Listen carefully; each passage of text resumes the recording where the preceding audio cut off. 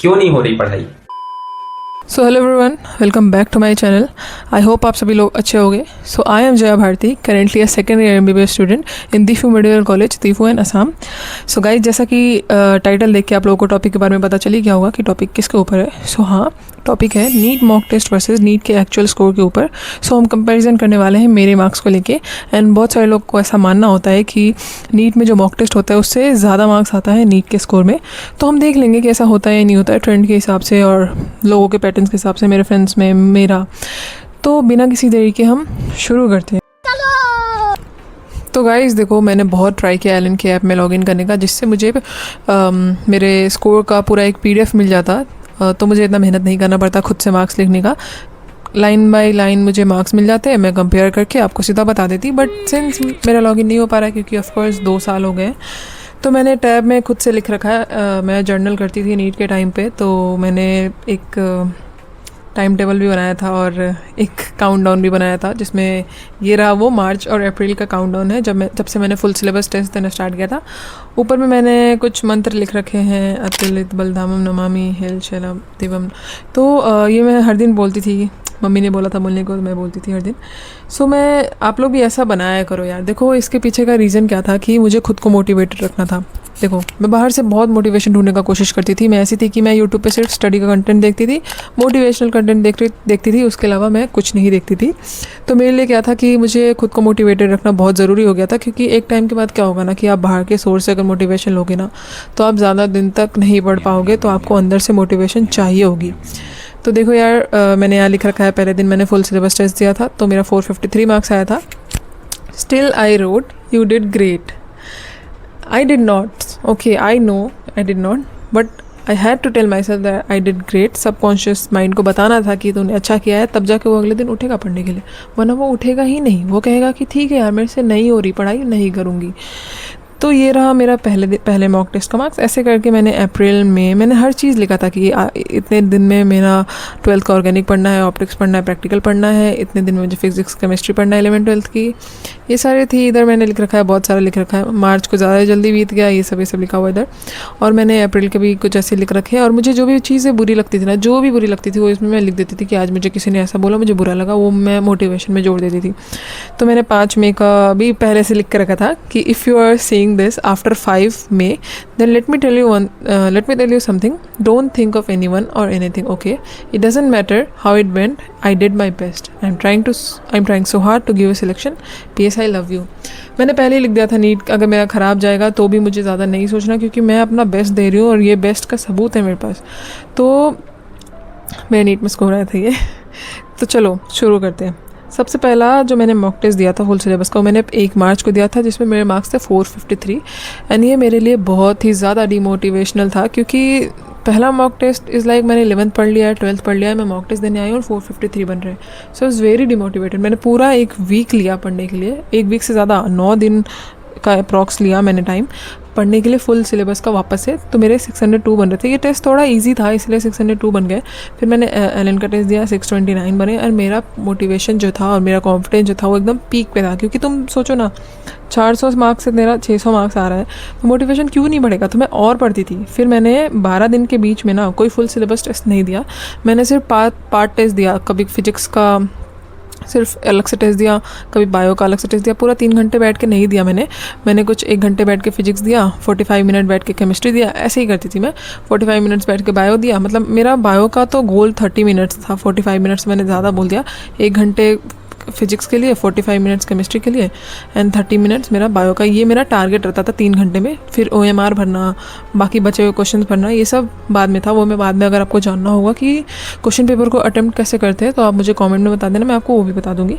फिर आया 4th test, जहाँ पे मेरे 562 बने। ये मेरे लिए बहुत ही डिमोटिवेशनल पॉइंट था, क्योंकि फिर से मार्क्स कम हो रहे थे मेरे ना। मार्क्स ऐसे नहीं बढ़े कभी भी, मेरे मार्क्स हमेशा ऐसे बढ़े थे, बढ़ते थे, कम होते थे, बढ़ते थे, कम होते थे, बढ़ते थे, कम होते थे, बढ़ते थे, कम। इस टाइप का मेरा ग्रोथ कर्व था। फिर 562 हुआ, 608 हुआ, मैं और थोड़ा कॉन्फिडेंस बढ़ गया।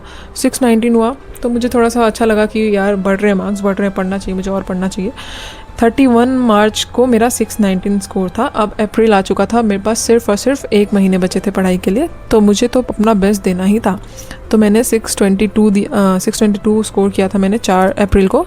देन उसके बाद मेरे आए थे 565 8 अप्रैल को, कम हो गए थे। देन 445 और कम हो गए। देन 565 थोड़े बढ़े। देन 545 और कम हो गए। मतलब मेरा मार्क्स कुछ इस टाइप का ऐसे ही चल रहा था, ऐसे चल रहा था मेरा ग्रोथ कर्व। तो मैं थोड़ी सी डिमोटिवेटेड हो गई थी भाई, क्योंकि एक सैचुरेशन आ जाता है ना, तुम इससे ज़्यादा पढ़ ही नहीं पाओगे, इससे ज़्यादा तुम्हारे दिमाग में घुसेगा ही नहीं। तुम 12 घंटे बैठे रहो। मैं सुबह से शाम तक बैठी रहती थी पढ़ने के लिए, मेरे दिमाग में कुछ घुसता ही नहीं था उससे ज़्यादा। तो ऐसा हो मैं सैचुरेशन पे आ गई थी।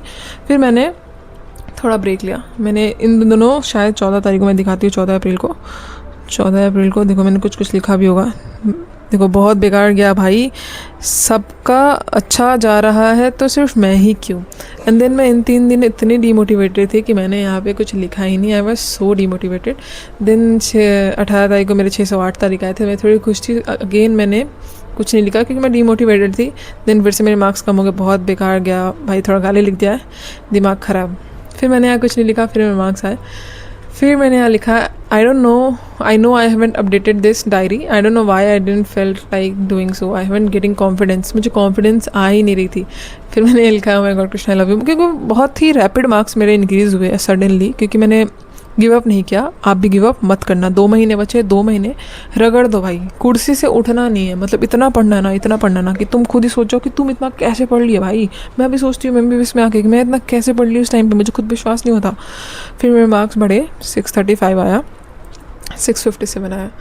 ये मार्क्स जब मैंने अचीव किया, आपने नोटिस करो मेरे फुल सिलेबस में एक बार भी 650 प्लस नहीं आया, एक बार भी नहीं। पार्ट टेस्ट में मेरे 650 आए हैं बहुत बार, फुल सिलेबस की बात चल रही है, तो उसमें मेरे पहला बार 650 प्लस आया था और मेरा कॉन्फिडेंस यहाँ। फिर मैंने सिली मिस्टेक को एकदम कम कर दिया और मैं लेकर आई 653 जस्ट एक दिन पहले नीट से। दिन मेरा फाइनल स्कूल था 652। मैं अच्छा कर सकती थी, पर देखो यार अच्छे तो हमेशा रिग्रेट हमेशा ही रहता है। तुम कितना भी अच्छा कॉलेज ले लो, तुमको रिग्रेट हमेशा ही रहेगा कि मैं ये कर सकती थी, मैं वो कर सकती थी। नहीं हुआ ना, जो मिला उसमें खुश रहना चाहिए ना। मैं बहुत खुश थी इस मार्क्स को लेकर। थोड़ा स्कैम हो गया नीट 2024 के बच्चों के साथ, बट क्या कर सकते हैं यार, हर चीज़ का एक रीज़न होता है, हर चीज़ का एक डेस्टिनी होता है। मुझे यहाँ आना था, यहाँ के लोगों से मिलना था। एंड सच बताऊँ तो इसके लिए भी एक सेपरेट टॉपिक है ये। मेरा असम में रहना मेरे लिए क्या एक्सपीरियंस है, इतना नया कल्चर, नया लैंग्वेज, नया एक्सपीरियंस, नया खाना। मैं पूरी वीडियो बना सकती हूँ उसके लिए। मतलब मैं कैसे एडजस्ट किया मैंने इस इन्वायरमेंट में, वो मैं कभी और बताऊँगी, अभी आपका टाइम वेस्ट नहीं करती हूँ। सो ये रहा मेरा मॉक टेस्ट। अब इसका कंक्लूजन क्या निकलता है, तो देखो यार, मतलब आज के टॉपिक के बारे में ना मेरा ये मतलब नहीं था कि मैं तुम लोगों को ऐसे ही मार्क्स दिखाऊं, तुम लोग देख लो कि हाँ भाई हाँ मार्क्स बढ़ जाते हैं, मार्क्स मेरे भी बढ़ जाएंगे। मार्क्स बैठे रहने से नहीं बढ़ेंगे। देखो तुमने एक मॉक टेस्ट दिया, ठीक है, मॉक टेस्ट को अच्छे से एनालाइज करो, किस चैप्टर पे गलत हुआ तुम्हारा, उसका एक अलग से नोट्स बनाओ। आजकल तो सबके पास टैब होता है ना, टैब पे एक सिर्फ मॉक टेस्ट का नोट्स का सेक्शन खोलो, उस पर पूरा लिखो ऐसे प्रॉपरली कि मेरा किस चैप्टर का गलत हुआ, कौन सा टॉपिक गलत हुआ, कितने बार गलत हुआ, तुम कितने बार इसको रिपीटेडली गलत करो। मान लो एक बार सिली मिस्टेक्स हो गया, छोड़ दो, सिली मिस्टेक सही हो जाएंगे तुम जितने ज़्यादा मॉक टेस्ट अटेम्प्ट करोगे उतना। पर अगर तुमको कॉन्सेप्चुअल मिस्टेक हो रहा है ना, तुमको आता ही नहीं, उसके फॉर्मूला नहीं आता, तुमको समझ में नहीं आ रहा है तुमको कॉन्सेप्ट क्या है, बायो में तुमको कुछ भी क्लासिफिकेशन याद नहीं है, तो तुम उसको छोड़ो मत, उसको पढ़ो, उसी समय पढ़ो उसको, उसी समय पढ़ो। मेरा टेस्ट होता था 2 से 5 एग्जैक्ट नीट के टाइम पे। 5 बजे मैं वापस 5:20 पे मैं वापस आती थी, लाइब्रेरी चली जाती थी सीधा, थोड़ा खाना वाना खा के। 6 बजे मैं लाइब्रेरी में बैठती थी, 6 से 8 में वहाँ पे मॉक टेस्ट सॉल्व करती थी। कौन सा चैप्टर गलत हुआ, सारे चैप्टर को दोबारा खोल के देखती थी, जितना चैप्टर गलत हुआ 8 साढ़े 8 तक। फिर मैं खाना खाती थी और उस दिन के लिए उतना बहुत होता है, सुबह से पढ़ रही हूँ, मॉक टेस्ट दिया।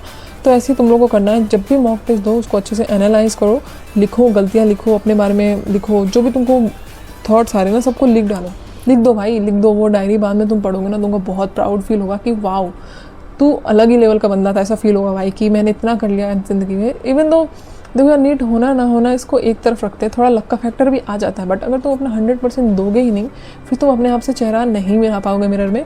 मैं भी अपने आप को देखती हूँ ना, तो मेरा एक अलग सा कॉन्फिडेंस मेरे अंदर बढ़ चुका है कि मैं ज़िंदगी में कुछ करना चाहूँ तो मैं कर सकती हूँ। मेरे अंदर ऐसा मोटिवेशन आएगा कि हाँ मैं कर सकती हूँ, ये मोटिवेशन मेरे अंदर है।